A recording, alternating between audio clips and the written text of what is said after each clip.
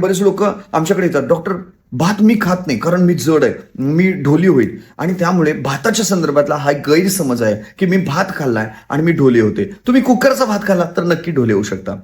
भात खाण्याचा, भात तयार करण्याचा विधी जो आहे तो चुकीचा असेल तर तो भात बदनाम होतो. बदनाम भाताला नका करू. भात तुम्हाला त्रास नाही देत. फक्त करण्याचा विधी जो आहे, भात निर्माण करण्याचा विधी जो आहे तो तुमचा चुकला तर तुम्हाला भात जो आहे तो त्रास देतो आणि बिचारा भातच पुन्हा जो आहे तो बदनाम होतो. त्यामुळे साऊथची लोक एवढा भात खातात, म्हणजे अगदी सगळ्या हिरोईन हे सगळे भात खातात. पण सगळ्या हिरोईन जाड्या ढोल्या नाही आहेत. त्याच्या मागे कारण काय, त्यांच्याकडचा भात जो आहे तो शिबड्यामध्ये टाकलेला असतो आणि त्याच्यातनं पाणी जे आहे ते नितळत ठेवलेलं असतं. जर तुम्ही बालाजीला गेलात किंवा साऊथमध्ये कुठं गेला असाल तर तुम्ही तिथला भात जो आहे तर तो बघू शकता. तो शिबड्यामध्ये, पातेल्यामध्ये असं किंवा होल छिद्र असलेल्या एखाद्या भांड्यामध्ये भात टाकला असतो आणि त्यातलं पाणी जे आहे ते गळत असतं.